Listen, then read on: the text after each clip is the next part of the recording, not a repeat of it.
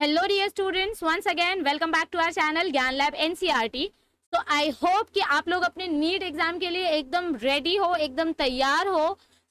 आज मैं आपके लिए लेकर आई हूँ आपके class 11th NCERT chapter number 17 breathing and exchange of gases के पार्ट 2 एमसीक्यूज। और इस सेशन में भी हम सॉल्व करेंगे कुछ 20+ एमसीक्यूज। तो आई होप आपने इसका पार्ट 1 देख लिया है। अगर पार्ट 1 नहीं देखा है तो फटाफट से प्लेलिस्ट में जाइए, वहां पर मैंने बहुत सारे चैप्टर के पीवाईक्यूज प्रैक्टिस करवाए हैं। तो जल्दी जल्दी जाके इसका पार्ट 1 देखिए और फिर पार्ट 2 देखिए तो मजा आएगा। और सेशन एंड होने के बाद मेक श्योर कि आप अपने मार्क्स जरूर कमेंट करके बताएं कि कितने क्वेश्चंस आपके राइट थे और कितने क्वेश्चंस आपके रॉन्ग थे, क्योंकि इसके बाद मैं बॉडी फ्लूइड्स एंड सर्कुलेशन वाले क्वेश्चंस लेकर आने वाली हूँ। और अगर ज्यादा बच्चों ने ये सेशंस देखे और कमेंट किए तो ही आपको नेक्स्ट वीडियो मिलेगी, क्योंकि आप लोग देखते नहीं हो, पढ़ते नहीं हो, फिर बोलते हो नीट का टेंशन आ रहा है, डिप्रेशन हो रहा है, ये हो रहा है, वो हो रहा है। चुपचाप बुक निकालो और पढ़ना स्टार्ट करो। So before starting with our today's session, I have one very important thing to announce. हमारा जो ऑफलाइन सेंटर है ज्ञान लैब ट्यूटोरियल, यहाँ पर क्लास 11 स्टैंडर्ड के रेगुलर बैचेस ऑलरेडी स्टार्ट हो चुके हैं, एडमिशंस ऑलरेडी स्टार्ट हो चुके हैं। तो अगर आप अपने नीट सीईटी की प्रैक्टिस एकदम बेस से करना चाहते हैं and if you want to score very good marks in your 12th boards and in your entrance exams, तो आपका बेस स्ट्रांग होना बहुत जरूरी है। और आप अपने 11th और 12th के बेस को स्ट्रांग करने के लिए हमारा ऑफलाइन सेंटर विजिट कर सकते हैं। मिनिमम फीस में बेस्ट क्वालिटी एजुकेशन देने की हम कोशिश करते हैं। तो अगर आपको यहाँ पर आना है, it is only for Mumbai students.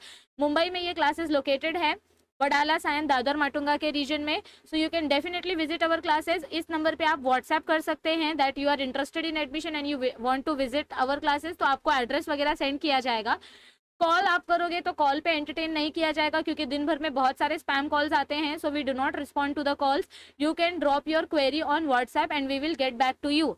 सो किसी चीज का वेट करने की जरूरत नहीं है, आंख बंद करके आप ट्रस्ट कर सकते हो जो क्वालिटी हम प्रोवाइड करते हैं, क्योंकि इतने सालों से जो हम क्लासेस चला रहे हैं वहां से हमने बहुत सारे TFWS कोटा के सीट्स ऑक्यूपाई किए हैं, इंजीनियर्स प्रोड्यूस किए हैं, महाराष्ट्र में 100 out of 100 mathematics toppers produce किए हैं। So don't wait for anything, just join us today and then think about it later कि आपने क्या किया, क्या नहीं किया, अच्छा किया या बुरा किया। एक बार ज्वाइन कर लोगे तो आपको लाइफ में रिग्रेट नहीं होगा। तो चलो स्टार्ट करते हैं आज के सेशन के साथ। All the best for your today session. जल्दी जल्दी सबको आंसर करना है। ये जो सेशंस मैं लेकर आती हूँ इनको आप मॉक टेस्ट के जैसे ट्रीट कर सकते हो। So let's start with our today session. ये रहा आपका first question. This is from NEET 2006 previous year question. Which one of the following statement is incorrect? आपको false statement ढूंढ के बताना है। The principle of counter current flow facilitates efficient respiration in gills of fishes. Fishes में counter current mechanism होता है क्या? The residual air in lungs slightly decreases the efficiency of respiration in mammals. ऐसा कुछ है? No, I don't think so. The presence of non-respiratory air sac increases the efficiency. No. The in insect circulating body fluid serve to distribute oxygen to tissues. तो ये आपका incorrect statement है। ये आपका right है, ये आपका राइट है, ये आपका राइट है। The last statement is incorrect because insect के अंदर सर्कुलेटरी सिस्टम ओपन होता है, तो उनको किसी वेसल या किसी भी वास्कुलर सिस्टम के ऊपर डिपेंड रहने की कोशिश नहीं करनी पड़ती। Yes, only option number D is the incorrect statement. All the other statements are actually correct. Next question. This is also from NEET 2006. People living at sea level have around 5 million RBCs per cubic millimeter. Sea level यानी कि plains area में, ठीक है। And those living at an altitude of 5,400 meters have around 8 million RBCs. जो लोग height में रहते हैं उनका RBC काउंट ज्यादा रहता है। पर हमने अभी अपने पार्ट वाले सेशन में देखा था कि जो लोग हायर एल्टीट्यूड्स में रहते हैं उनके केस में आरबीसी तो उनके पास ज्यादा होता है, they have more RBC, but उनका जो हीमोग्लोबिन का अफिनिटी होता है ऑक्सीजन को लेके वो काफी ज्यादा रिड्यूस हो जाता है। सो आरबीसी ज्यादा है बट हीमोग्लोबिन की अफिनिटी कम हो जाती है। सो सी, जो हायर एल्टीट्यूड्स में रहते हैं उनके पास ऑक्सीजन की लेस अवेलेबिलिटी रहती है, इसीलिए कंपनसेशन करने के लिए ज्यादा आरबीसी प्रोड्यूस होते हैं, बट उनका जो हीमोग्लोबिन है वो अपना एफिनिटी कम कर देता है ऑक्सीजन के साथ, जिसके वजह से उनमें हाइपोक्सेमिया देखने को मिलता है। So this is again somehow compensated with the help of increase number of RBCs. तो यहाँ पे आपका ऑप्शन नंबर सी करेक्ट आएगा। Next question from 2004। Blood analysis of a patient reveals an unusually high quantity of carboxy haemoglobin content. Carboxy haemoglobin content मतलब क्या होता है? Carbon monoxide plus haemoglobin, ठीक है। तो इसका मतलब which of the following conclusion is most likely to be correct? Patient has been inhaling polluted air containing unusually high content of which gas? Carboxy haemoglobin मतलब क्या होता है? CO plus HB। बहुत सारे बच्चे CO2 प्लस HB लिख देंगे। CO2 के साथ अगर हीमोग्लोबिन बाइंड हुआ तो इसको हम बोलते हैं कार्ब अमीनो हीमोग्लोबिन। मैंने ये बहुत बार आपको बताया है, क्योंकि CO2 जो है ये CO2 आपके हीमोग्लोबिन के अमीनो वाले एंड पे जाके अटैच होता है, यानी कि एंड टर्मिनल पे अटैच होता है, इसीलिए इसको बोलते हैं कार्ब अमीनो हीमोग्लोबिन। यस, तो option number D is the right answer, carbon monoxide is the right answer. Next question, when CO2 concentration in blood increases, so breathing becomes what? Yes, आपके blood में CO2 concentration increase हो रहा है, यानी कि oxygen concentration decrease हो रहा है, तो इसके वजह से क्या होगा, आप सांस जल्दी जल्दी लेने की कोशिश करते हो, ऑप्शन नंबर बी तो आएगा ही नहीं। यस, आपकी ब्रीदिंग स्लो नहीं होगी, you will try to breathe fast, so your breathing will get faster and deeper. Okay, so option number D is the right answer. Again next question from 1999। हम हमेशा ascending order या descending order, जैसे भी आपको बोलना है, मतलब हम पहले करंट ईयर के क्वेश्चन सॉल्व करते हैं, उसके बाद हम एकदम प्रीवियस ईयर के क्वेश्चन सॉल्व करते हैं। An average person not doing hard work requires energy per day about, जो इंसान हार्ड वर्क नहीं करता उसको एक दिन में कितनी एनर्जी रिक्वायर्ड होती है, approximately 2800 kilo calories. Okay, so this is known as routine metabolic rate. Okay, next question 1999, haemoglobin is a type of what? Haemoglobin एक शुगर है क्या? नो, क्योंकि ग्लोबिन मतलब होता है प्रोटीन। हीमोग्लोबिन विटामिन है क्या? No. Is it a skin pigment? No, skin pigment तो अपना मेलानिन है, supposed to be skin pigment. So what is hemoglobin? It is a respiratory pigment because it helps in respiration, that is exchange of CO2 and oxygen, respiratory exchange. Okay, next question from 1999, the respiratory center which control inspiration and expiration are located in which region? हमारा जो respiratory centre होता है, pneumotaxic centre, apneustic centre, dorsal respiratory group, ventral respiratory group, कहाँ पर located है? Pons, varolii, and दूसरा organ कौन सा है?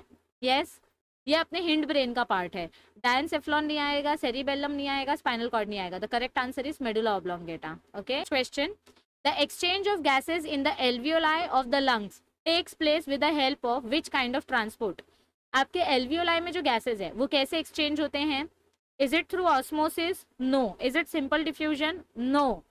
एक्टिव ट्रांसपोर्ट होता है या पैसिव ट्रांसपोर्ट होता है? Now that you have to decide, क्योंकि यहाँ पर CO2 एंड O2 के एक्सचेंज की बात हो रही है, और ये एक्सचेंज आपके RBC और टिश्यू सेल्स के बीच में होता है। तो ये एक्सचेंज कैसे होता है? With the help of, yes, it is actually simple diffusion, because आपको यहाँ पर ATP की जरूरत नहीं पड़ती। यहाँ पे बेसिकली आपका गैस जो है वो high concentration to low concentration की तरफ ट्रांसपोर्ट होता है। सो यहाँ पे बेसिक डिफ्यूजन हो रहा है, जहाँ पे ज्यादा गैस है वहां से लो कॉन्सेंट्रेशन की तरफ जाएगा। सो option number D is the right answer. Okay, कभी कभी ऐसे कंफ्यूजन कर देते हैं हम।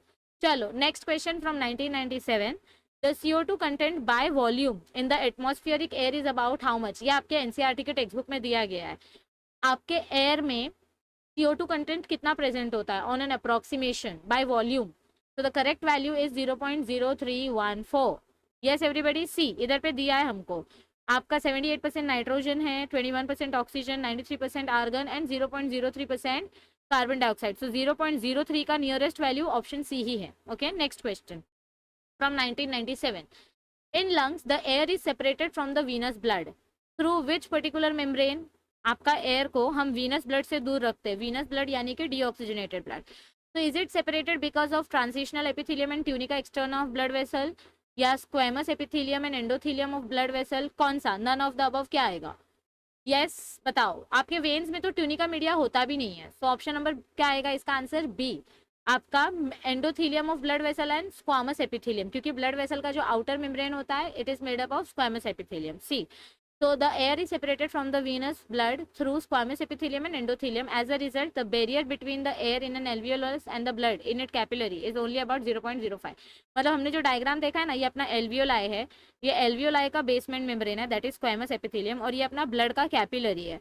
तो इधर पे आपका जो एयर है और यहाँ पे जो आपका ब्लड है, इन दोनों के बीच में कितना गैप है? 0.5 मिलीमीटर्स का। ओके, नैनोमीटर नहीं, millimetre, sorry. Next question from 1996, which vertebrate organ receives only oxygenated blood? Tell me. Yes, कौन सा ऐसा ऑर्गन है जहां पर सिर्फ ऑक्सीजनेटेड ब्लड जाता है? ह्यूमन लंग्स की बात करें तो भाई इधर ऑक्सीजनेटेड और डीऑक्सीजनेटेड दोनों आता है। Left side of the heart receives oxygenated blood, right side of the heart receives deoxygenated blood. Liver में भी आपका डीऑक्सीजनेटेड ब्लड जाता है क्योंकि it is a detoxifying organ. Spleen में तो भाई जाता ही कचरा है, सो बचा के अपना स्प्लीन में ऑक्सीजनेटेड ब्लड आता है, कचरे के साथ साथ ऑक्सीजनेटेड ब्लड आता है, because It comes from the heart through the splenic artery, and the liver receives the blood supply from two sources. The first is hepatic artery, etc etc.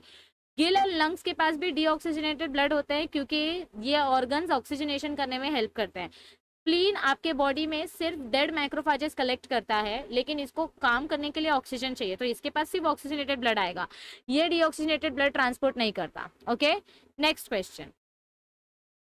How the transport of O2 and CO2 by blood happens. Okay, आपका oxygen और CO2 कैसे transport होता है? Yes everybody, come on, tell me quickly. O2 is transported with the help of how?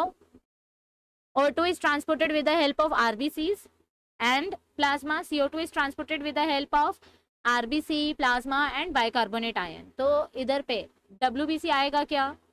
RBC आ सकता है, but platelets नहीं आएंगे. RBC आ सकता है. सो O2 एंड CO2 कैसे ट्रांसपोर्ट होता है? RBC और प्लाज्मा, ये दोनों में कॉमन है. ठीक है, तो option C is the right answer. हमने कहीं पे भी WBC की मदद से ट्रांसपोर्टेशन होते हुए नहीं देखा है. So next question. From 1996, when 1500 ml air is in the lungs it is called as what. हमने रेस्पिरेटरी कैपेसिटीज पढ़ी है, जिसमें से हमने पढ़ा है टाइडल वॉल्यूम का कैपेसिटी होता है 500, इंस्पिरेटरी रिजर्व वॉल्यूम होता है 2500, एक्सपिरेटरी रिजर्व वॉल्यूम होता है अप्रॉक्सीमेटली कुछ 1500, फिर आपका रेसिडुअल वॉल्यूम होता है 1200, वाइटल कैपेसिटी होती है 3500, इंस्पिरेटरी रिजर्व तो टोटल लंग कैपेसिटी होती है आपकी कुछ 5800. तो आपका 1500 वॉल्यूम किधर पे होता है? यस, एक्सपिरेटरी रिजर्व वॉल्यूम तो दिया नहीं है, सो आंसर आप लिख दोगे रेसिडुअल वॉल्यूम, क्योंकि नियरेस्ट वैल्यू तो यही है ना, इसके नियरेस्ट वैल्यू यही है. So option number A becomes the right answer. Inspiratory reserve volume बहुत ज्यादा होती है. Okay, that is 2500. Next question. Lungs are enclosed in which particular membrane? Yes, perichondrium, ये तो कार्टिलेज के सेल्स के बाहर प्रेजेंट होती है. This is a part of cartilage. Periosteum, ये बोन का आउटर लेयर है. पेरिकार्डियम, ये हार्ट का आउटर लेयर है. प्लूरल मेम्ब्रेन सुना सुना लग रहा है, बताओ क्या आएगा इस क्वेश्चन का राइट आंसर? जो स्मार्ट बच्चे वो समझ गए होंगे. यस, तो इस क्वेश्चन का राइट आंसर है option number D. Lungs are enclosed in pleural membrane. Okay, next question. 1995, at high altitude, यानी ज्यादा हाइट पे, the RBCs in the human blood will do what. Height में आरबीसीज का number increase होगा या decrease होगा? बताओ, टेल मी क्विकली. जब आप हायर एल्टीट्यूड में जाते हो तो ऑक्सीजन की डेफिशिएंसी हो जाती है. ऑक्सीजन की डेफिशिएंसी की वजह से आरबीसी का काउंट बढ़ जाता है, क्योंकि ऑक्सीजन का लेवल कंपनसेट करना है. तो वो नंबर में इंक्रीज होते हैं या डिक्रीज होते हैं? साइज का इधर पे कुछ लेना देना नहीं है, उनका नंबर इंक्रीज होता है, बस उनकी हीमोग्लोबिन को लेकर एफिनिटी कम हो जाती है. Yes, okay, next question. From 1995, although much CO2 is carried in blood, yet blood does not become acidic because. आपका CO2 ब्लड के थ्रू से ही जा रहा है, ठीक है, 70% through bicarbonate and 23% directly through RBC, तो भी हमारा ब्लड एसिडिक नहीं होता. दो रीजन की वजह से, क्योंकि आपका ब्लड बफर करता है हीमोग्लोबिन की मदद से, और दूसरा हम बाइकार्बोनेट आयन फॉर्म कर लेते हैं. ये देखो, आपका CO2 आगे जाके क्या कर लेता है? बाइकार्बोनेट आयन फॉर्म कर लेता है. तो इन CO2 ट्रांसपोर्ट ब्लड हमारा बफर करता है, which plays very important role. CO2 combines with water to form carbonic acid which is neutralized by sodium carbonate. No no no no no, carbonic acid की वजह से तो acid होता है, but ये स्प्लिट होता है, जिसकी वजह से आपका सोडियम बाइकार्बोनेट बनेगा. So this is wrong option. Okay, next question. From 1995, the carbon dioxide is transported via blood to lungs mostly with the help of what. आप कार्बन डाइऑक्साइड ट्रांसपोर्ट करते हो ब्लड से लंग्स की तरफ, पर ये कैसे होता है? इन कॉम्बिनेशन विथ हीमोग्लोबिन, या प्लाज्मा के फॉर्म में, या बाइकार्बोनेट आयन के फॉर्म में, या कार्बोमिनो हीमोग्लोबिन के फॉर्म में. मतलब ये क्वेश्चन हम कुछ 5वीं 6ठी बार देख रहे हैं कि कार्बन डाइऑक्साइड कैसे बाहर निकालते हैं. कार्बन डाइऑक्साइड कैसे बाहर निकालते हैं? इधर से घुमा फिरा के एक ही क्वेश्चन पूछा जा रहा है, कार्बन डाइऑक्साइड कैसे बाहर निकालते हैं? With the help of bicarbonate ion. Next question.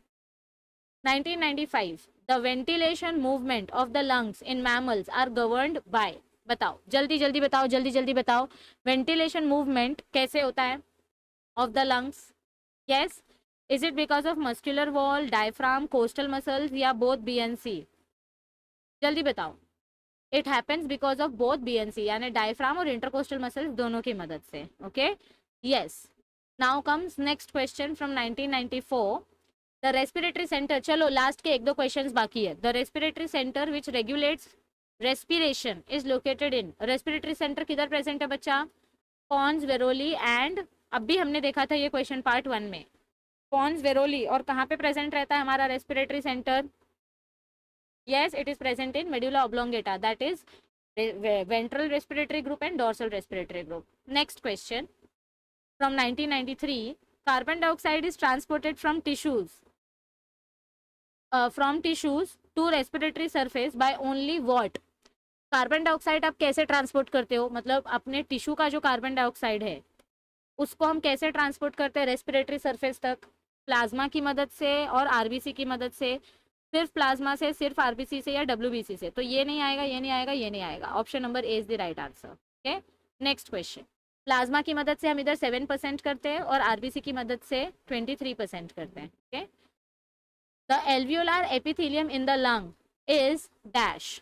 अपना जो एल्वियोलार एपिथेलियम है, ये एल्वियोलार एपिथेलियम किससे बना है? It is squamous epithelium. But इसमें से करेक्ट आंसर क्या आएगा वो बताओ.